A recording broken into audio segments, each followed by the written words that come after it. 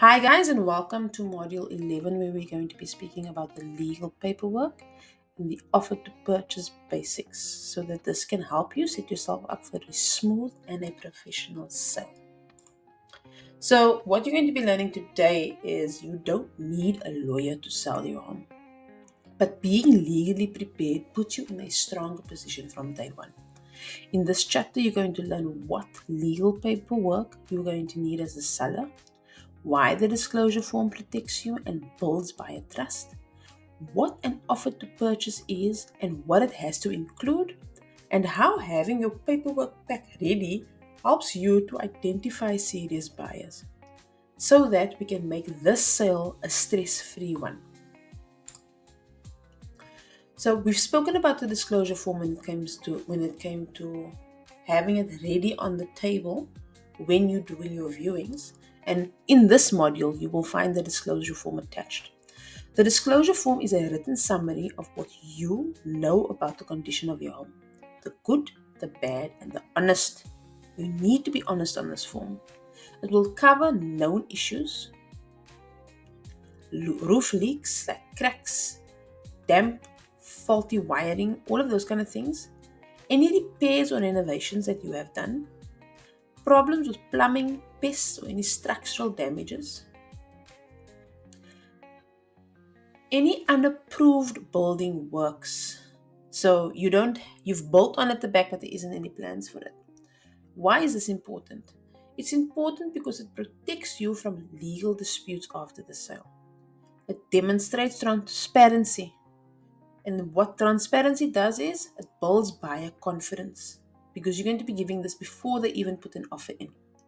It helps to manage expectations from the beginning and it prevents arguments later around about who knew what, who said what, when, and whatever.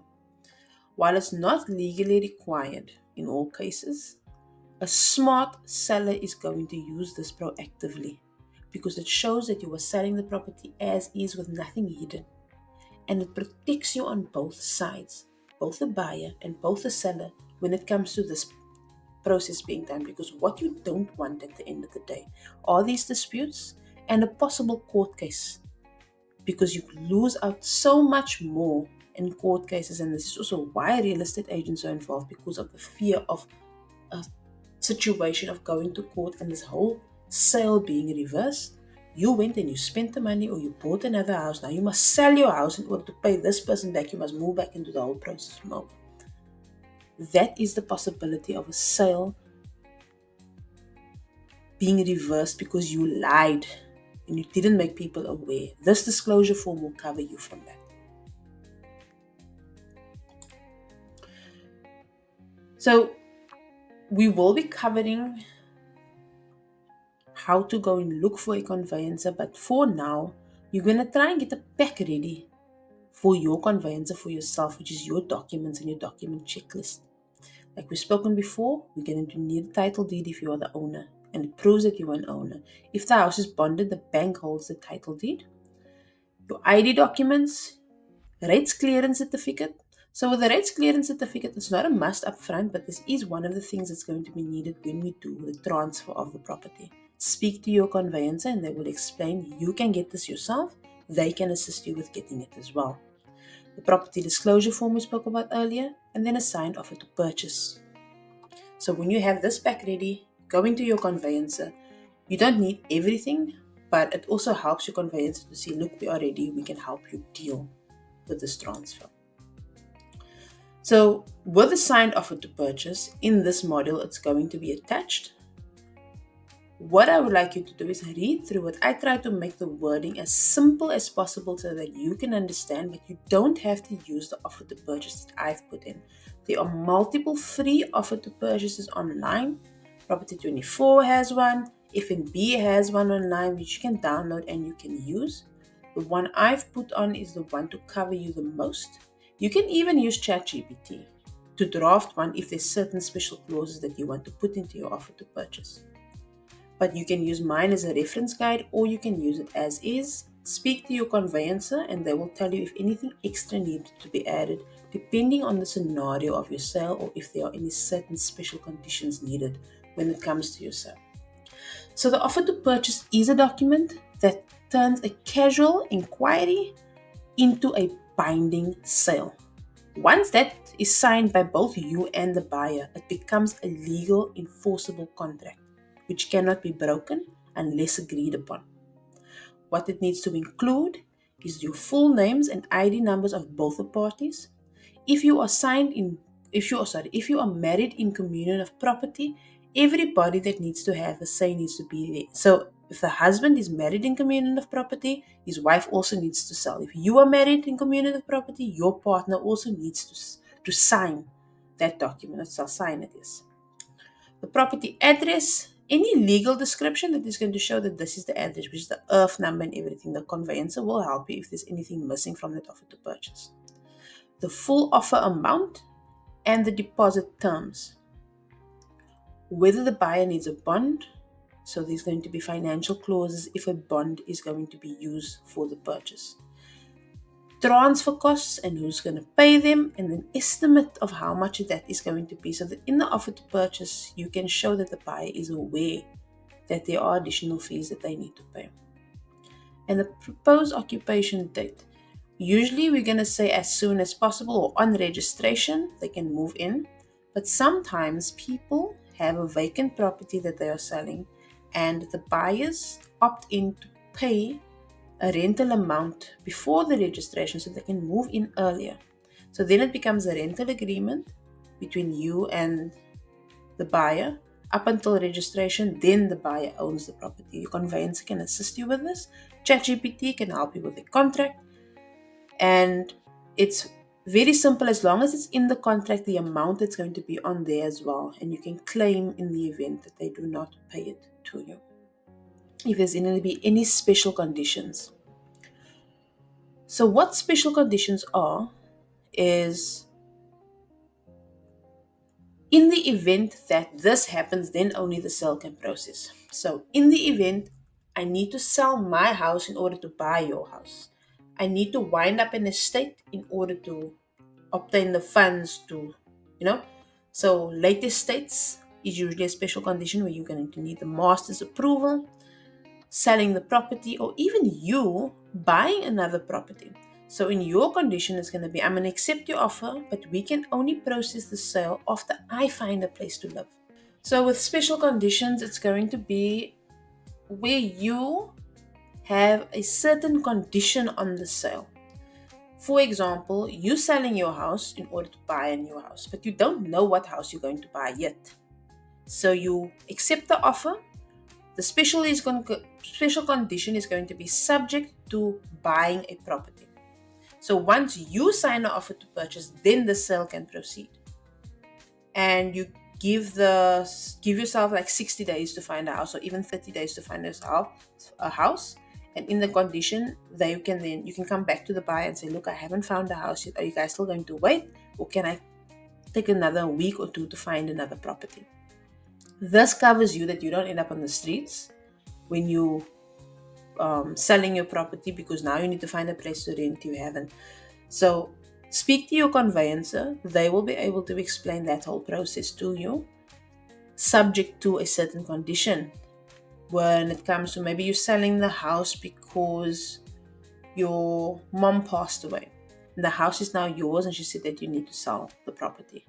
There is a condition that must be in the contract saying, subject to master's approval. Your conveyancer must know this, and they will add that into the special condition. So depending on your scenarios, your conveyancer will guide you and lead you when it comes to a special condition being put in. You must have a special condition in there. Sometimes there is no special condition needed, but just having that in the contract covers you. Speak to your lawyer before you finalize everything and have everybody initial on that special condition so that you are covered. You don't need to draft this yourself, as I mentioned. Your conveyancer will review and finalize it once your buyer is serious. But even having a blank offer to purchase at hand is going to show your buyer that you are prepared and that you are professional. So why are we bothering to get all these documents together when the conveyancer can do this yourself? It helps you filter out the non-serious buyer. You screen yourself for time wasters because you are asking the right questions. You are asking, have you been pre-qualified? Do you understand the cost involved with buying?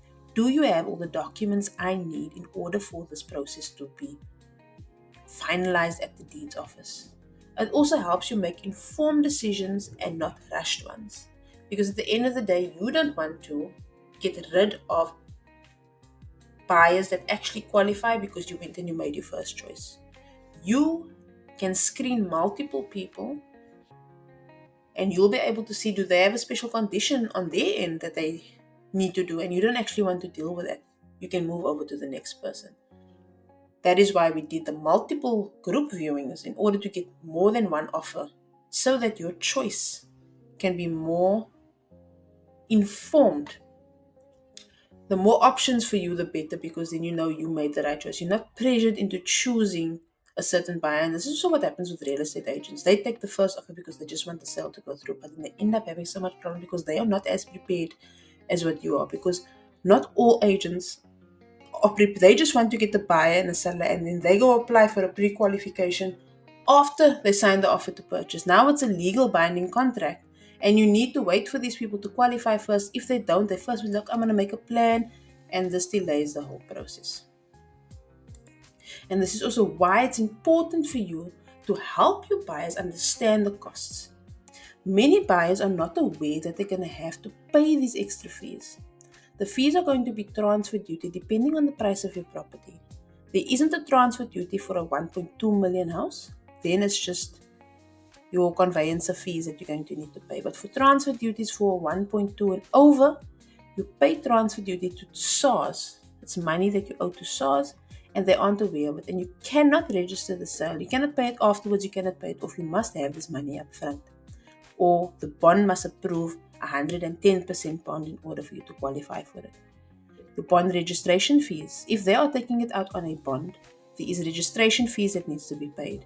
And you also have to pay this up front to qualify for it. Either you're going to get it with your bond or you pay it up front. Your conveyancer fees, unless agreed on otherwise, if you're going to pay it, if the buyer is going to go pay it, usually the buyer pays the conveyancer fees as well. These are not included in the property price. So the people see the property price, they have the amount, they think that's it. It's not. There's additional fees that need to be paid, and you need to inform your buyers about it.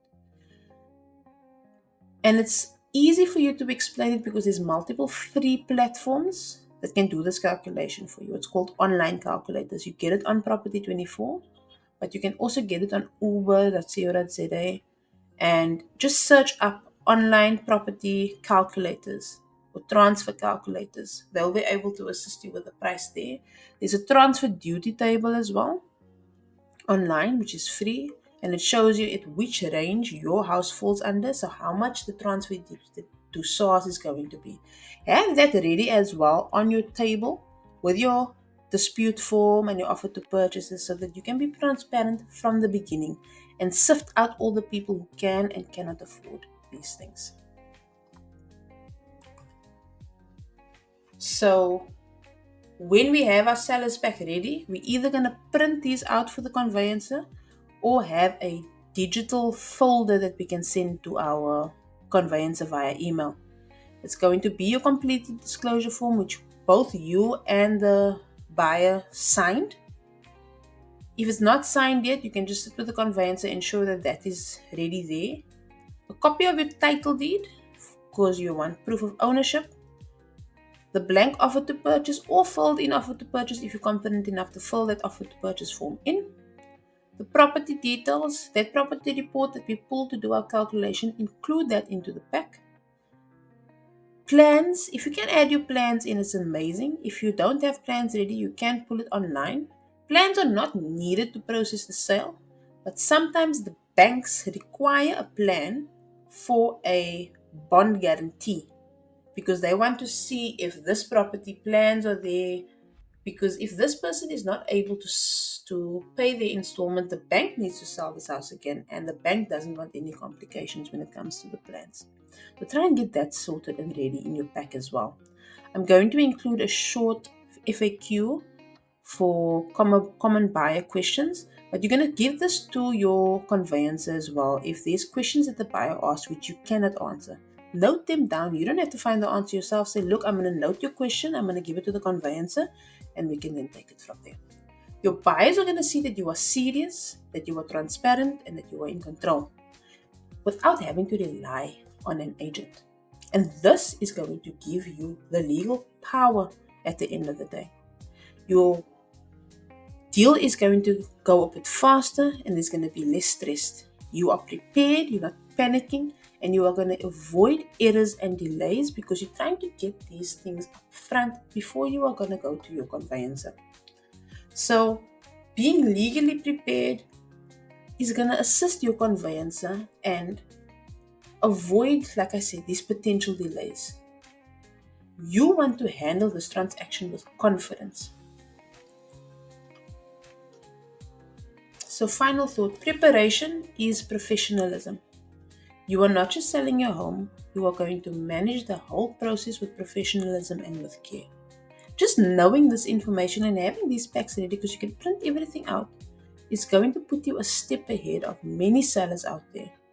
Because the process to transferring your home, if there's one small mistake, it can delay by weeks and weeks.